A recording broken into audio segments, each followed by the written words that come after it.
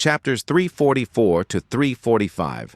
Rei and Tsunade, in her guise of the dark-skinned Nadetsu Jusen, walked the streets of Takigakure, hand in hand as they enjoyed the bustling atmosphere of the streets with various stalls where merchants tried to sell their wares.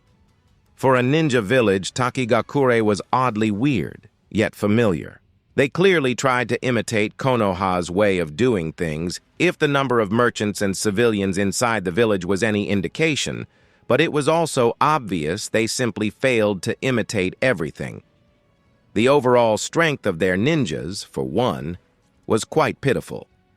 Alas, while the couple could not just turn off their instincts and not notice these things, they indeed did their best to ignore it and casually enjoy their time together. "This is quite tasty. Try it." Tsunade's eyes lit up as she took a bite from Takigakure's special takoyaki before gently putting the stick in front of Rei, beckoning him to try with a wide, expectant look.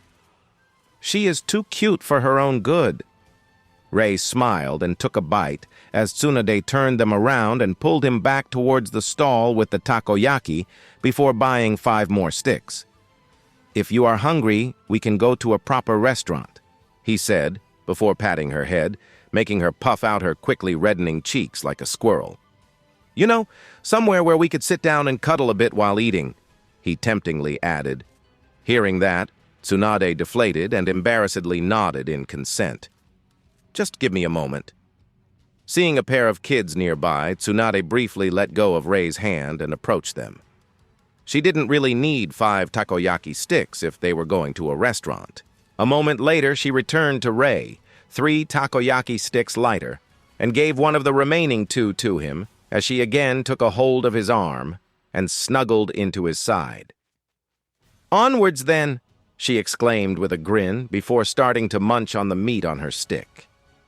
Rei amusedly shook his head, finding her unbothered attitude funny, especially since they were followed and observed almost from the second they entered the village. Tsunade's persona of Nadetsu Jusen was an internationally known woman with a lot of pull, both political and economic. It was only natural the leader of Takigakure would instantly order his men to follow her and try to find out the reason for her visit so he could attempt to gain some benefits from it. Tsunade obviously knew about their little stalkers, but since she was on a date with Rei, she didn't care. If they crossed the line, however, both Rei and Tsunade decided to be extremely frustrating for their observers and the current leader of Takigakure, Shibuki, who probably expected Nadetsu to pay him a visit.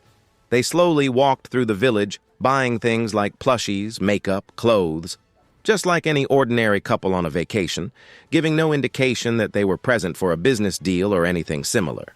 Having somebody like Nadetsu visiting and being unable to even greet her properly without coming off as pushy and potentially making her disgruntled, the village leader must have been quite aggravated and nervous. Needless to say, Tsunade enjoyed making the boy squirm in his seat quite a lot, making sure to enjoy her time with Rei to the fullest and being extremely affectionate. That way, she not only got the most out of her date, but also got the satisfaction of watching how dismayed their observers were, not knowing how to invite her for a chat with their leader without offending her. In the end, the duo eventually ended up in a booth of one of the high-class restaurants in the village. Tsunade sat on Rei's lap and snuggled her back into his chest, much to the dismay of the poor waitress who was selected to serve their booth. Rei had his arms around her waist and leaned his head over her shoulders to read the menu in Tsunade's hand. Their cheeks affectionately nuzzled together as they enjoyed the warm and quiet atmosphere. "We aren't really choosing, are we?" Tsunade giggled, realizing they were staring at the menu for the last 20 minutes, not moving an inch from their position. "I suppose not." Rei tightened his hold on her. "Even with the menu in front of me, it is kinda hard to concentrate on it with such a delicacy just an eye flicker away." Tsunade, wearing a sexy, loose-ish kimono, was quite the problem for Rei. One that Tsunade clearly felt and enjoyed, considering the hardening of a particular part of his body on which she currently sat. "Pervert," Tsunade teasingly whispered and subtly wiggled her butt, making Rei almost let out a moan.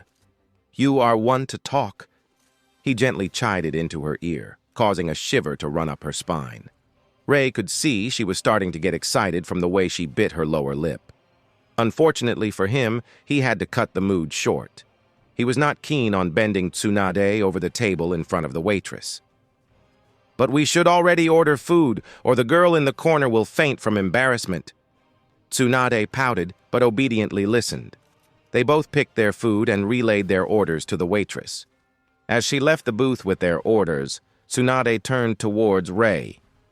"Faint from embarrassment, my ass. You do realize what kind of restaurant this is, don't you? If you demanded it, she would join." She rolled her eyes. "And then you would kill her for it." Rei chuckled. "I like to think myself not desperate enough to visit high-end restaurants to have my wicked ways with the waitresses. That's honestly below me, and I have no idea why they even provide that kind of service." He shook his head. Sometimes the medieval-like mentality of his world still surprised him. "You girls are enough for me." "Eh? Is that why you not so subtly intend to make Kaguya our new sister?" Tsunade teased. She didn't really mind overly much. As long as Rei didn't neglect her, it was fine by her. It really helped that Rei put more effort into keeping his girls happy than his actual work in the village. "Well, that's not my fault. It kinda just happened." Rei helplessly shrugged. "I see. The same way I, Mei, Ringo, and Pakura just happened, huh?" Tsunade amusedly giggled. "Mm-hmm. Can't argue about that." Rei straightforwardly stated and kissed Tsunade's cheek. "Looking for you and Konan was the best thing that happened to me in my life," Tsunade said, shuffling in Rei's lap to turn around enough to face him. Her hands clutched at Rei's shirt as she looked straight into his eyes. "I am very glad that I kinda just happened." She smiled and leaned forward, planting a quick kiss on Rei's lips. "I am sure you can make that grumpy goddess happy again. You know she can hear you, right?" The corner of Rei's lips twitched. Rei would normally cut the mental connection with Kaguya, but she made sure to ask for permission from Tsunade to eavesdrop on them during their date, because she was extremely curious about it. He had no idea why Tsunade agreed, but she did. "I do. That's why I called her grumpy. I tried to be polite to the harlot." Tsunade cutely nodded, unable to suppress her smirk, and Rei sighed as his head was filled with the impression of pouting and disgruntlement. He decided to make Tsunade feel a bit of it, so he put his forehead on hers and connected her mind to the connection with Kaguya. "She is quite butthurt, isn't she?" Tsunade smugly smirked when she felt Kaguya's feelings bleeding through the connection. "You would be too after spending a millennium in a seal." Rei tried to play it off. He didn't need Kaguya raging, huffing, and puffing in his head for the rest of the day. "I know. I am just a bit angry that she can spend all of her time with you thanks to the mental connection," Tsunade confessed, and the couple fell silent. Rei and Tsunade stared into each other's eyes, their foreheads connected, hugging each other. There was no need for more words. The wonder of the mental connection was that it was capable of relaying feelings and emotions. While it also sent these emotions to Kaguya, right now, neither Rei nor Tsunade cared as they flooded the other with their care and love for each other. Poor Kaguya was rendered a blushing, wistful mess without either of the two lovers even noticing. Author note, and rant that is as usual longer than the chapter. Okay. I have noticed people discussing the upper power levels in this fanfic and how it works since I forgot to explain it. So I decided to enlighten you, noobs. And don't give me hate when you disagree, please. Yes, I said please because I got manners and shit. Anyway, I said there are S ranks, SS ranks, and SSS ranks. No, this is not linked with any kind of self-made power level you may or may not have created. And yes, I say self-made as there is no such thing as official power level scaling in Naruto canon. Genin, Chunin, Jonin, Sanin, ANBU, Kage are not power levels. They are titles and ranks. They don't have much to do with power level. Chunin could be Jonin level, but also Genin level, same as Jonin can be S-rank ninja since there is no higher rank than Jonin in the villages. An example would be Anko, who could definitely be Jonin in canon. If Kurenai could pass the tests, then Anko could ace them too. But politics? You get my drift yet? Writers use Janin, Chunin, Jonin, etc. exactly because Narutoverse doesn't have power scaling. The closest thing we got is S-rank, which means stronger than your usual Jonin chump. These are the real special individuals one should fear, but even then, Haiden is S-rank same as Pain. So, there goes using it as any sort of power scaling. You can't use bounties either because depending on the crime committed, a Janin could have been given a bounty worth of Jonin. Also, Kage level. What does it exactly mean when somebody is Kage level? Kage is a freaking title. Sure, it is assumed that Kages are stronger than other ninjas in the village, but just look at Rasa. Or at the fact Gaara became a Kage before even reaching 15. Or look at Danzo as Kage and then compare him to 8 Gates Guy. How am I supposed to use that as power scaling with cases like this? Do I mean Madara level, Hiruzen level, Raikage level, or Rasa level when I say Kage? Or do I mean Terumi Mei level from canon? It just doesn't work. So I have a simple system. S-rank in my story is around S-ranks in canon, as are the earlier ranks. It also means that one's specialization, experience, hidden trump cards actually matter. But S-rank firepower or capability means being placed in S-rank even if one lacks experience. This will be slightly relevant later in one chapter. Also, most Kages are S-rank. Don't even try to argue that point. Most of Akatsuki are just S-ranks, and they can definitely match Kages.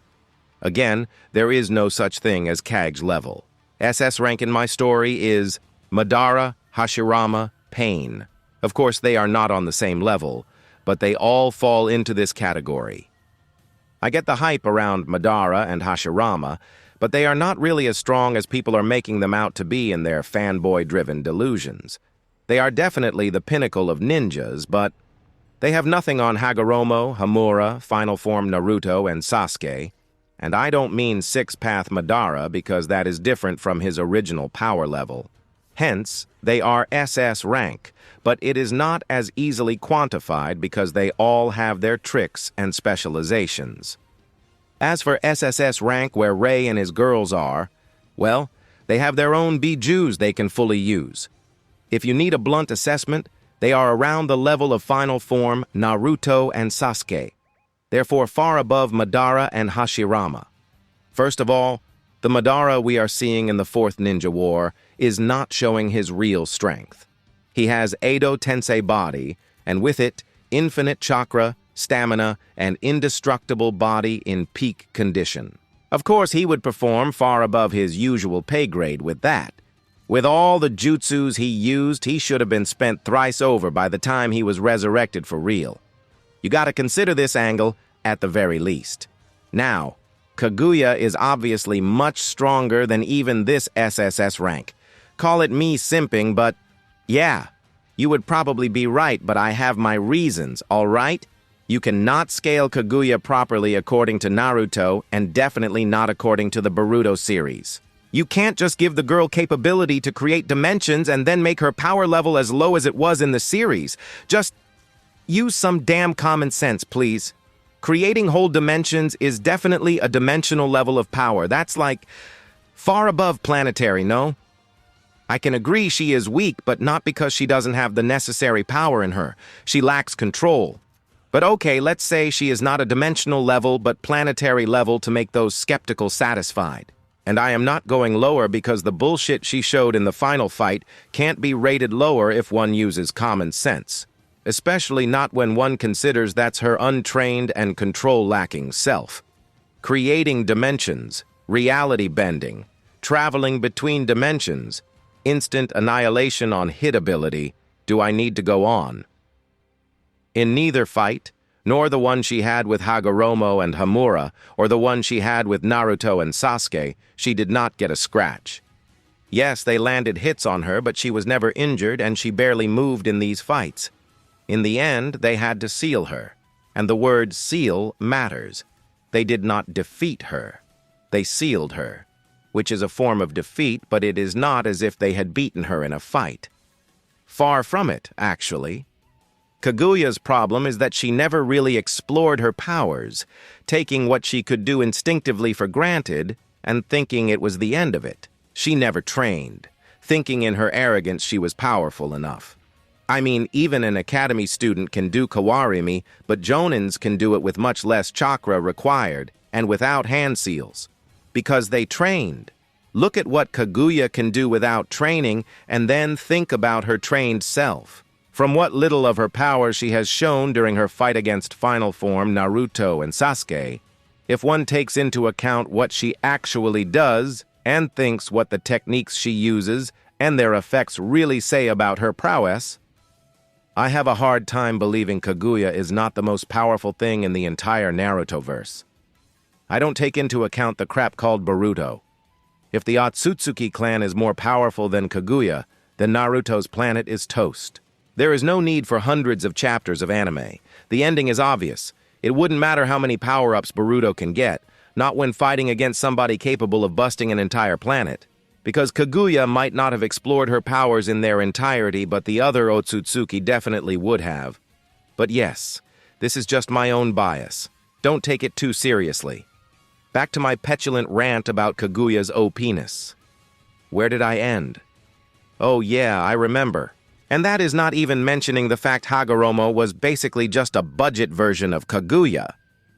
What he could do with Rinnegan, Kaguya would certainly be able to do better, considering Hagoromo's father was just a normal human. Hagoromo and Hamura's powers came entirely from Kaguya, and they were a form of a bloodline, which was diluted in them because of the blood of their father. Hagoromo just explored his powers, unlike Kaguya. Well, that's my rant, and yeah, I feel better now after getting it out of my system. Have a good day. Rei and Tsunade finished their luxurious lunch, feeding each other in a silent, comfortable, and warm atmosphere, concluding their date for the day. They didn't come all the way to Takigakure to eat lunch together. That would be silly considering they had entire villages under their command. Naturally, they had their own agenda in coming to Takigakure, and now that they had their fun, it was time for business. Do be a dear and tell your leader we are ready for the meeting. Tsunade turned towards the waitress and calmly spoke, startling the girl who just realized her cover was busted. Okay. The waitress nodded with a small grimace before turning towards the door and hastily walking out. Since she was found out, there was no need to deny it. Seeing the woman leave the booth, Tsunade, still sitting on Rei's lap, expectantly looked at him. "Do we leave him waiting for us some more?" she asked with a sultry smile, leaning closer to him. "After all, these booths are so spacious for a reason." Rei just smirked, and various seals suddenly burst from underneath him, covering the entire room and preventing anyone from looking or entering inside. "Well, I am sure an hour of waiting won't kill him," Rei said, his hands around Tsunade's waist, pulling her body closer to him, before Tsunade's lips landed on his in a passionate struggle. Needless to say, he was glad that he brought the device for the automatic deployment of his advanced silencing and barrier seals with him. They were definitely going to see some use right about now. The young Shibuki, the new leader of Takigakure, looked at the two people in front of him with a twitching eyebrow, biting into his inner cheek to stop himself from being cheeky. It was 2 hours ago when Taki Kunoichi informed him that Nadetsu Jusen is finally ready to meet with him. So, he made sure to order some snacks to be prepared and waited, and waited, and waited some more. His frustration was building up by the second, and when an entire hour passed, he decided to send someone to check on the blasted woman. Contrary to his expectations, that did not help at all, as they apparently could not enter the booth. His own ninjas were unable to enter a room in his village. The security concerns this caused, Shibuki really didn't want to think about it. Unfortunately, now that he had the woman in front of him, entire 2 hours after she informed him she was ready for the visit. Shibuki knew he could not be impolite to her.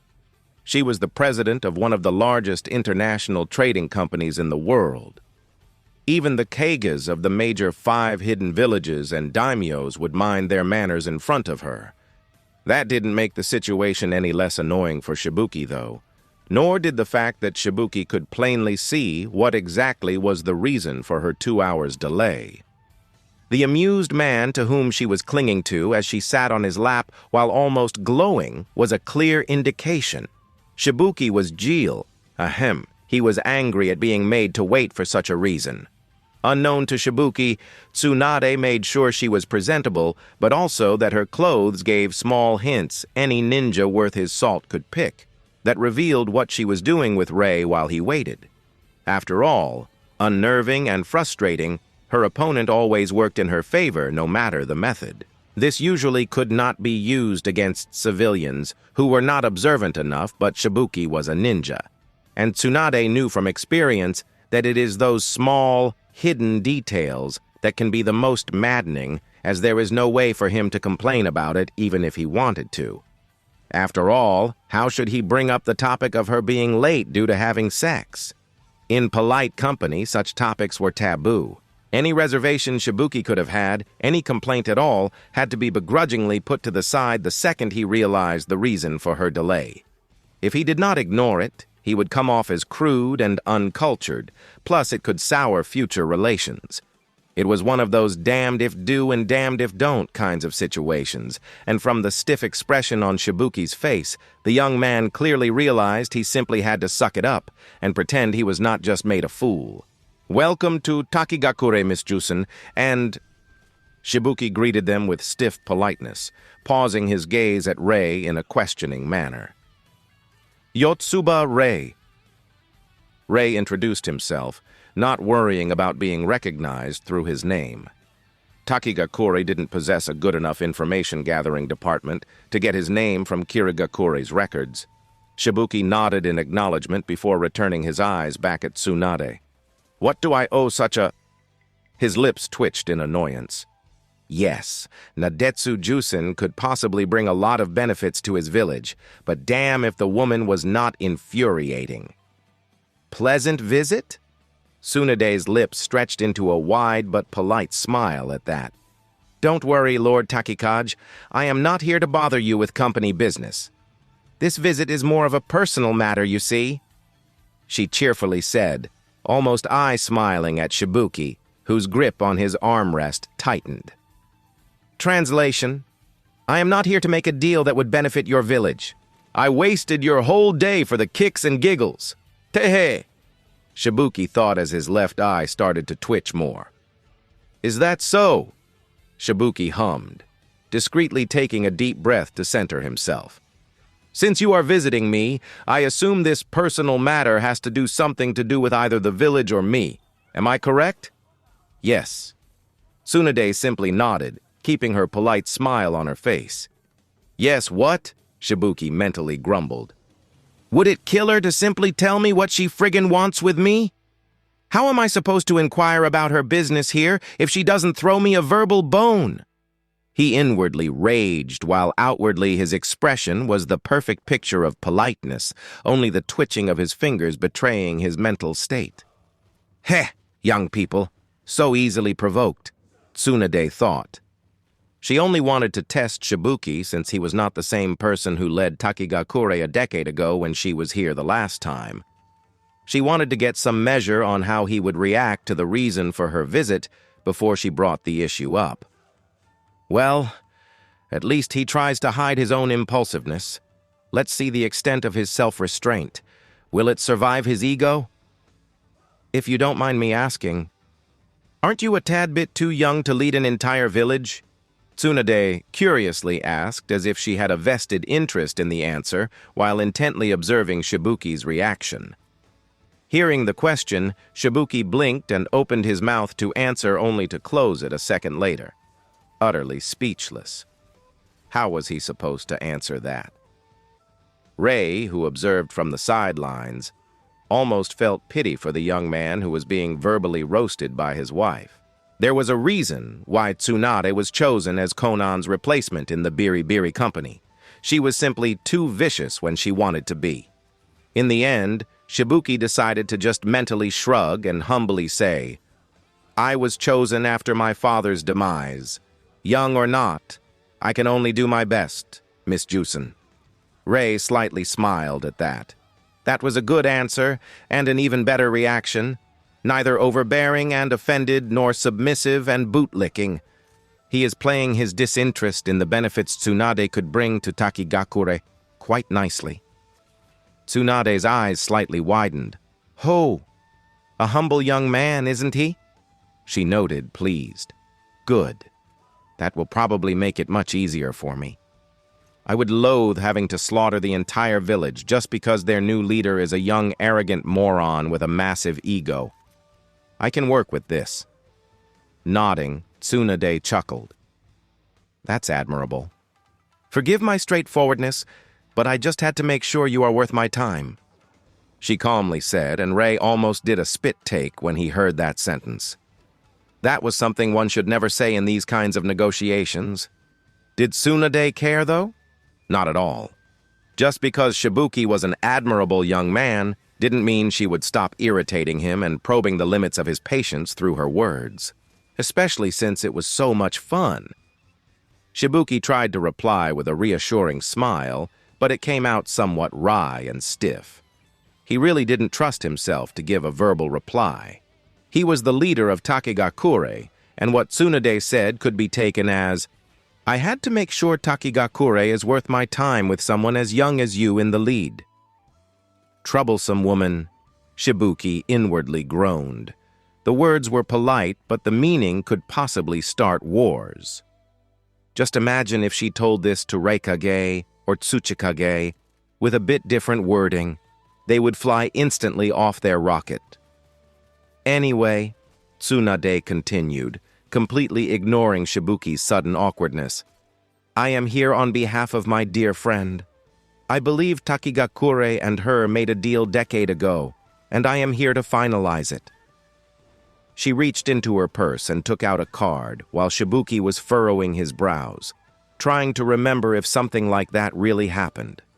He was drawing blanks. As the leader of Takigakure, he had to get familiar with all the long and short-term deals the village had, but he had no idea what Tsunade was talking about.